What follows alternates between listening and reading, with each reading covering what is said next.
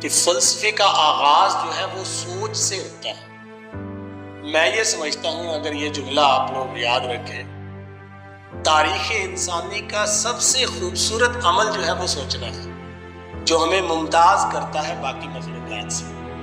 انسان نے اب تک کا سارا سفر سوچ کی بنیاد پر کیا ہے۔ سوچ کسی نظریے کا محرک اول ہوتی ہے۔ سوچیں گے تو کسی نظریے کو جنم دیں گے نا، کیونکہ انسان نے برسوں گزارے ہیں اور برسوں کی بنیاد پر انسان سوچتا رہا ہے، اور جو سوچتا رہا ہے اس کو مرتب کرتا رہا ہے۔ یوں ایک بڑی تاریخ انسانی مرتب ہو گئی ہے، اور تاریخ انسانی ساری انسان کی سوچ کی بنیاد پر مرتب ہوئی ہے۔ انسان نے جب سوچنے کا آغاز کیا تو انسان باقی حیوانوں سے ممتاز ہوا، اور انسان نے جب اپنی سوچ کو مرتب کیا وہ فلسفہ کہلائی۔